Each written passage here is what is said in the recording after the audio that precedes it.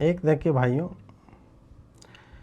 आज तक में ये समाचार आया कि अब E30 पेट्रोल की तैयारी, आइडा ने सरकार से की एथेनॉल ब्लेंडिंग बढ़ाने की मांग।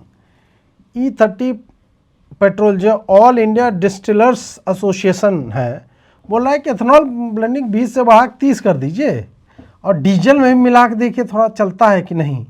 सरकार पहले कह चुकी है कि एथेनॉल ब्लेंडिंग के चलते भारत ने करोड़ों बैरल कम तेल आयात किया है, ये सरकार कह चुकी है। अब सरकार का ये है, और सरकार जो है आगे आप लोग जानते हैं कि जिस हिसाब से चलती है, सरकार को इससे अधोजटाओं के बाल के विड्थ, लंबाई नहीं बोल रहा हूँ, विड्थ, उसकी चौड़ाई जो है, या आप कह लें मोटाई, उतना भर भी फर्क नहीं पड़ता कि आपके इंजन की चैया मुद जाए, कोई फर्क नहीं पड़ता है उनको। वो बोलेंगे डालो डालो यार पेट्रोल डालो, E20 E30 क्या है, गाड़ी घंटा पता चल रहा है E20 डला है कि E30, गाड़ी अपना बढ़िया है, आग लगेगा चलेगा। इग्निशन में क्या आगे तो लगता है, स्पार्क प्लग से क्या होता है। गाड़ी थोड़े बैठा हो कि नहीं मैं अब केमिस्ट्री नापूंगा कि इसमें जो इथेनॉल मिला हुआ है क्या, गाड़ी मशीन है भाई, कि क्या पता चलेगा उसको। ब्राज़ील में भी डालते थे, हाँ ये बात और है, ब्राज़ील में 1970 संभवतः चालू हुआ था, उन्होंने स्टडीज़ किए, और जब तक अंतिम गाड़ी जो केवल पेट्रोल से चलती थी, प्योर पेट्रोल से, वो नहीं चली गई, तब तक उन्होंने ब्लेंडिंग वाला फ्यूल के अलावा विकल्प के रूप में प्योर पेट्रोल जिसको लेना है, भारत में तो हुआ नहीं। भारत में बताया तक नहीं लोगों को कि भाई तुम्हारे गाड़ी में E20 जा रहा है। 2023 से पहले की गाड़ियां E20 एथेनॉल ब्लेंडिंग कंप्लायंट नहीं हैं। 31 करोड़ गाड़ियां जो सड़क पर दौड़ रही हैं, they are not E20 petrol compliant, लेकिन सरकार उसको जबरन जो है कि नहीं नहीं तुमको पीना पड़ेगा। और अभी तो ईरान वाला युद्ध चल रहा है, अभी तो आपको देशभक्ति में ये काम करना पड़ेगा कि E30 वाला इंजन है ही नहीं, कहीं नहीं है। लेकिन मोदी जी बोलेंगे एक दिन कि भाई नहीं, आज जो है, मोदी जी नहीं, वो मोदी जी से पहले तो गडकरी जी बोल रहे हैं हर जगह पे जा करके, नहीं नहीं, क्या आप लोग देश के लिए 10% और ब्लेंडिंग नहीं करवा सकते। आज भारत माता आपसे पुकार रही है कि आप अपनी गाड़ी में 30% ब्लेंडिंग वाला पेट्रोल, क्या आप 2 किलोमीटर माइलेज आपका कम हो जाएगा, नहीं चलेगा क्या, नहीं डालोगे क्या, अरे डाल ही लो थोड़ा सा पेट्रोल, मिलावटी है तो क्या हो गया।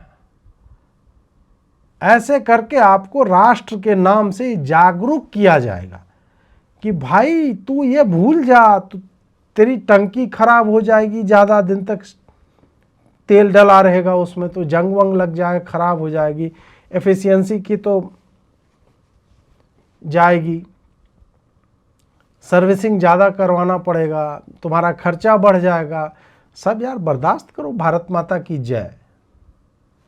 ये प्लान जो है अब मुझे लग रहा है आने वाले, अब बोलेंगे कि ये टेम्पररी है, जब तक हम लोग जो है मिडिल ईस्ट के क्राइसिस से नहीं उभरते, और वो टेम्पररी रिजर्वेशन की तरफ परमानेंट हो जाएगा, वो कभी हटेगा नहीं। बोले चल तो रही है गाड़ी। गडकरी ने खुल्लम खुल्ला स्टेज पे बैठ करके ये झूठ बोला है, कहाँ किसको दिक्कत हो रही, मेरे पास तो कोई नहीं है आज तक बताने कि वो E20 डलवा रहा है तो उससे दिक्कत हो गई। जबकि मैं एक ट्वीट लिख देता हूँ इस विषय पे, 50 लोग नीचे आ जाते हैं बताने के लिए कि नहीं भाई मेरे गाड़ी में ये दिक्कत हो गई, ये दिक्कत हो गई, ये दिक्कत हो गई। इनकी अपनी स्टडीज बताती है कि 7% तक एफिशिएंसी जो कम होती है, और वो जो है कंट्रोल्ड एनवायरमेंटल टेस्टिंग में है,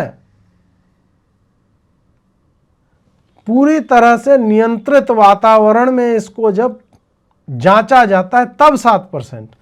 ऑन रोड जो नॉर्मल चल रहा है 14 से 20% तक लॉस ऑफ एफिशिएंसी बताते हैं। और यदि आपकी गाड़ी पुरानी है तो आप पे और भी समस्याएं आएंगी। तो तैयार रहिए, और भारत माता के एक इंडिया का झंडा भाजपा वाले खुद लगा देंगे।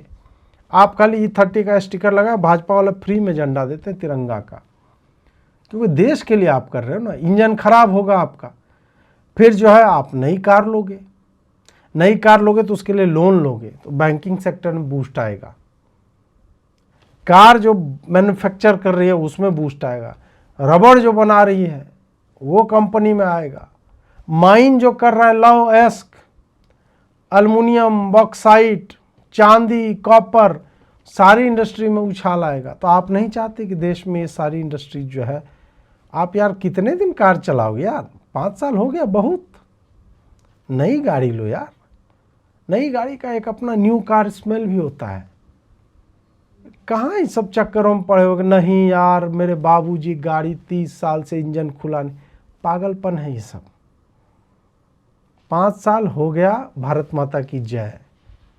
समझ रहे हो, ये होगा। अभी लोग बोल रहे हैं कि नहीं अजीत जी अभी ये हुआ नहीं, मैं तो E20 पे ही तुम्हें इतना पेल दूंगा। E20 पे ही आके बैठ करके डिबेट कर लो कैसे वो फायदेमंद है, उस पर कोई बचाव नहीं ये बांग्लादेश से चलाया जा रहा है मेरे खिलाफ प्रोपेगेंडा। गडकरी यही बोलता है ना, ये ऑयल मतलब ये पेट्रोल लॉबी वालों की ये जो है वो फंड कर रहे हैं इसे। आज तक साबित घंटा कुछ नहीं हो पाया इनसे, लेकिन ठीक है, अब इनको इतना बढ़िया विपक्ष मिला हुआ है, क्या बोला जाए इसमें। अब विपक्ष वाले क्या बोलेंगे, वो डिस्टिलरीज जो है उनके भी होंगे मालिकों के, उनके भी सांसद विधायकों के होंगे, तो अभी वो लगे हुए हैं और ये लॉबिंग चल रही है और ईरान के युद्ध के मध्य।